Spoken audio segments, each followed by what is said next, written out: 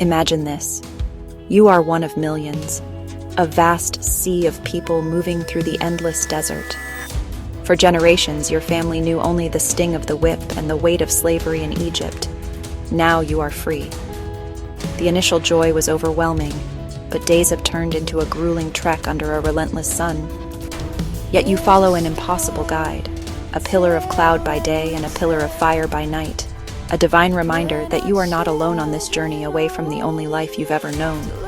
Then, a low rumble vibrates through the ground. It's a sound of pursuit, growing steadily louder. You turn and your heart plummets. On the horizon, a dark cloud of dust billows upwards, and beneath it, the terrifying glint of bronze. It's Pharaoh's army. Not just soldiers, but his elite force. 600 of his best chariots, thundering across the sand. They are a storm of vengeance, closing the distance with terrifying speed, and you are directly in their path. Panic drives the crowd forward until you can go no further. Before you lies a vast, impassable barrier, the churning waters of the Red Sea. The relief of seeing water turns to absolute terror. There's nowhere to run. The sea blocks your path, and the deadliest army in the world is sealing your escape from behind. The dream of freedom has become a nightmare. You are trapped. The collective hope shatters. Cries of despair echo through the camp. Was it because there were no graves in Egypt that you brought us to the desert to die? One man shouts at Moses, another wails, "It would have been better for us to serve the Egyptians than to die out here." The blame, sharp and bitter, is aimed squarely at their leader as fear spreads like wildfire. But amidst the chaos, Moses stands as an anchor.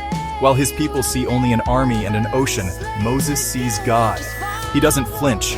He raises his staff, a simple wooden rod against an empire's might, and his voice cuts through the panic. Do not be afraid.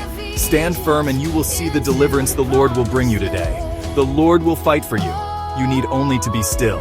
As Moses stretches his hand over the sea, a powerful east wind begins to howl through the night. What starts as a ripple becomes a roar, and then it happens. The sea begins to split. With a sound like thunder, the waters are driven back, piling up into two immense liquid walls.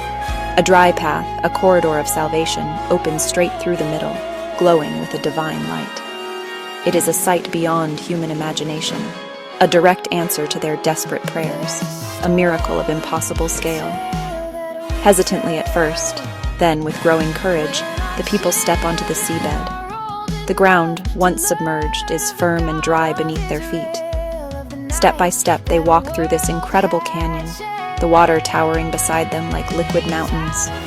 They look up in awe, seeing fish and sea creatures suspended in the transparent walls, a silent, breathtaking aquarium.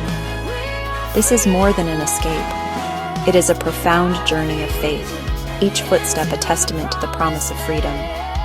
But behind them, the Pharaoh's army gives chase, their arrogance blinding them to the miracle they are witnessing. As the last of the people steps safely onto the far shore, a collective sigh of relief ripples through the exhausted crowd. They turn back, their eyes fixed on Moses. He stands at the water's edge, his face etched with the gravity of the moment, and stretches out his hand again. The towering walls of water, which had stood as a miraculous corridor of hope, begin to tremble. A deep roar echoes as the liquid mountains collapse inward with unimaginable force, a churning vortex where a path once lay. The pursuing army is swallowed by the deluge, their cries silenced by the might of the returning sea. And then, a profound silence. The terrifying roar is gone, replaced by the gentle lapping of waves. As the sun crests the horizon, casting a golden glow on their faces, the reality sinks in. They are safe, they are free. A single sob of relief breaks the stillness, then a laugh, then a cheer that grows into a thunderous cry of joy. People embrace, tears of gratitude streaming down their faces. Freedom, once an impossible dream, is now breathtakingly real. God made a way where there was no way. And maybe that's the part we carry with us today.